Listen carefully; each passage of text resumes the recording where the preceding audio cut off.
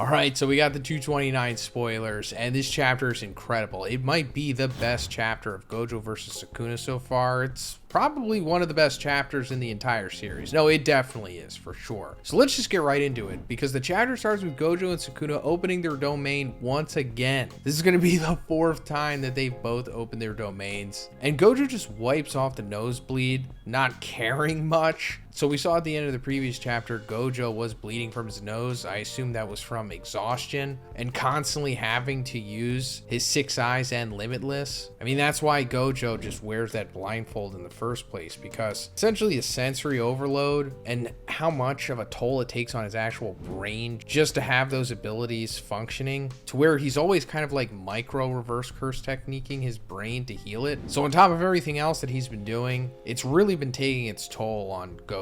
But in typical GOJO fashion, he's just brushing it off and going full force at Sukuna here, opening his domain expansion for the 4th time. And since Sukuna used his domain expansion right away, Angel deduces that even Sukuna can regenerate the burnout curse technique through reverse curse technique. And Kusakabe says that GOJO should once again has to deal damage to Sukuna so that he can't maintain his domain, just as Sukuna would destroy GOJO's domain from the outside. So yeah, I mean, Angel kind of already knew this. She was the one that told us that if Sukuna just saw GOJO show the ability that you can use reverse curse technique on your burnout curse technique, then that Sukuna would be able to do it, because he's like, you know, a muscle memory genius in Jujutsu. And we assumed that her saying that meant that he can for sure do it, and it's just being confirmed here, I guess. So despite using the domain expansion, they can just heal themselves, heal their techniques, and go right back into it. And Shoko asks not to deem the situation as unfavorable to GOJO. If Sukuna is hit with Unlimited Void's effect just for a few seconds, he will be incapacitated. Shoko goes on to say that if the shrine collapses within 3 minutes, GOJO will win. So that's kind of like the story of this chapter.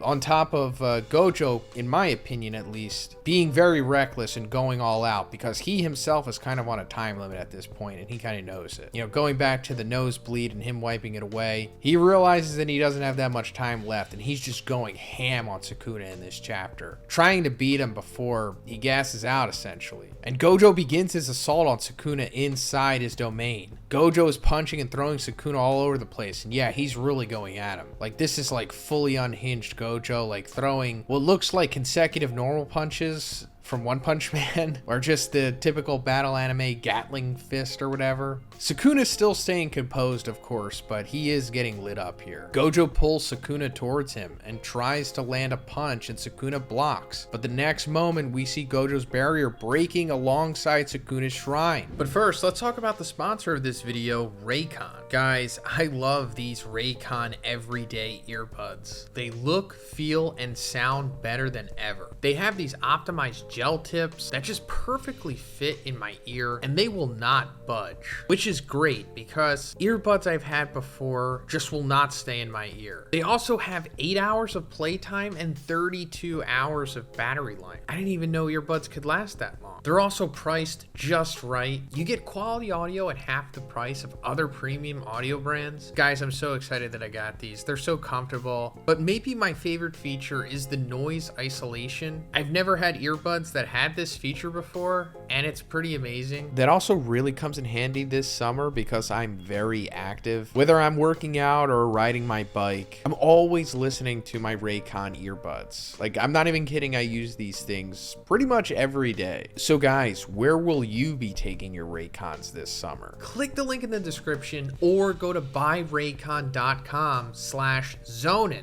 That way you're gonna get 15% off of your Raycon purchase. Thanks, guys. Both GOJO and Sukuna's domains collapse at the same timing once again, and Sukuna is once again left with injuries. Meimei says, sheesh, don't make us feel nervous. And Miwa says, if it comes to a battle inside the domain, GOJO-san is stronger. Yuji says he can win. So GOJO has kind of figured out how to mitigate his domain getting attacked from the outside by Sukuna's domain, encapsulating the radius and then shrinking them down to a basketball, which I'm pretty sure he's doing in this sequence, or at least it looks like he was doing that again. And then doing whatever he does to Sukuna to damage him. We saw before that he like hit him in the chest, but this time he takes off like the left part of his face. It looks like he's getting hit with red. I don't know, I'm just assuming. I could be wrong here. But regardless, he's doing major damage to Sukuna. And as it says, both of their domains collapsed again. So it seems like they're both on somewhat of a 3-minute time limit, or at least that seems to be the timing here. GOJO and Sukuna once again open their domains. But everyone notices that probably GOJO's domain was expanded a bit earlier. GOJO says that since Sukuna went on to heal his body, he was a bit late to regenerate his burnout curse technique, and even though it wasn't even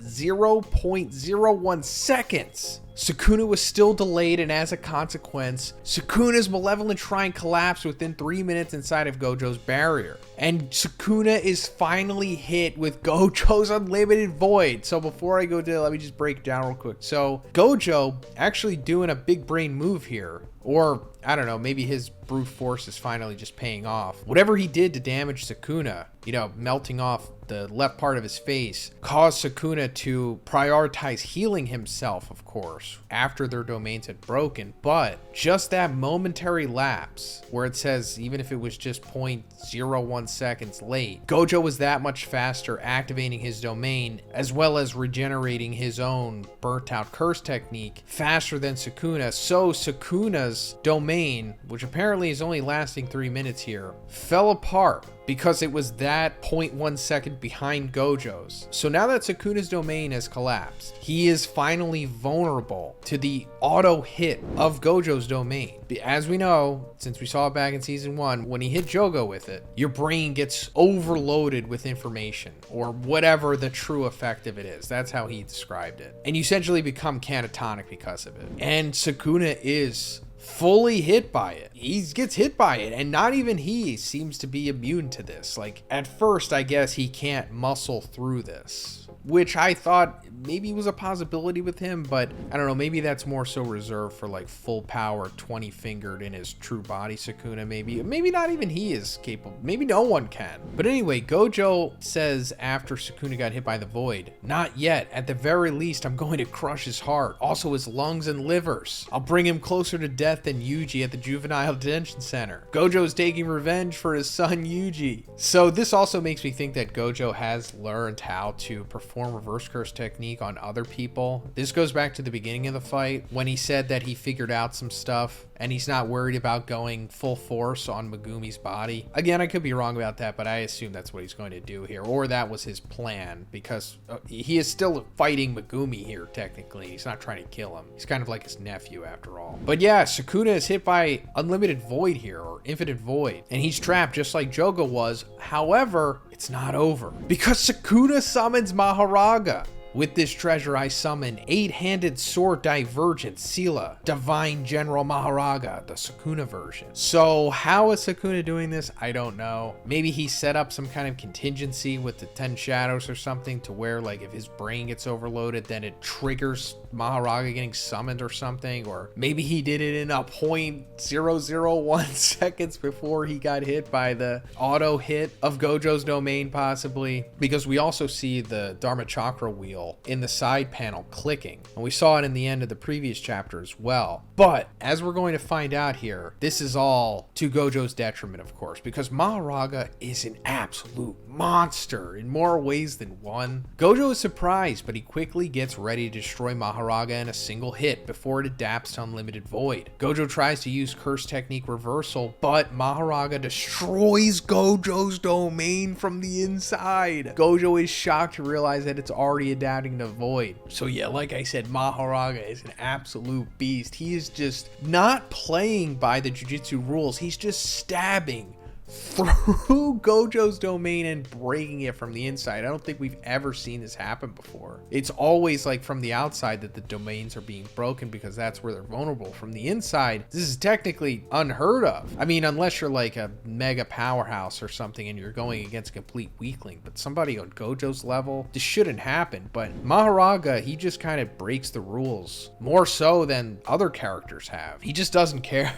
And also, considering that Sukuna was hit by unlimited void himself, and we can just assume that he had the passive effect of the hidden Dharma chakra going or something, as we saw in the previous chapter. So Sukuna getting hit by Unlimited Void with the Dharma chakra activated meant that he was adapting to it for Maharaga, so that when Maharaga comes in and he gets the Dharma chakra, he is already adapted to it himself. So it's kind of like an even bigger brain move by Sukuna. I mean, as we already kind of knew this, or I have been hyping up Sukuna, I guess. I do think that he has a higher Jujutsu IQ than GOJO does, or a higher Jujutsu fight IQ than GOJO. I assume that Sukuna has had many more competitive fights in his life than GOJO, or at least it seems that way. But also, I don't think this is the only thing that Maharaga has been adapted to, because he also got adapted to whatever Sukuna got hit with in the previous chapter. Was it red, possibly? I don't know. Maybe it was just Limitless itself. But again, it goes into that question that we were talking about before. It's like, if he gets hit with a curse technique as versatile as GOJO's, does he just adapt to every aspect of it? Or does he need to be hit by each ability individually and then he'll adapt to it? Not really sure, but GOJO's main weapon here, you know, the auto hit of Infinite Void, Maharaga's adapted to it and he broke his domain. So even if he activates his domain again, it doesn't really matter because Maharaga's just going to be chilling. And he could just break it again. So GOJO, I don't know. Maybe we might see GOJO use his maximum technique, which we've been talking about, because he kind of has to do something big to kill Maharaga, because if he doesn't, he's just going to adapt to it again, and then he truly is screwed. Now, as for what's happening with Sukuna here, I don't know. I don't think we see him after he gets hit by Infinite Void, unless he's just stuck in it, possibly. But now that Maharaga has broken the domain, I assume that the effect is no longer active. So if GOJO has to go against Maharaga and Sukuna, then he is, man, it's not looking good for him, but I'm sure this isn't the end.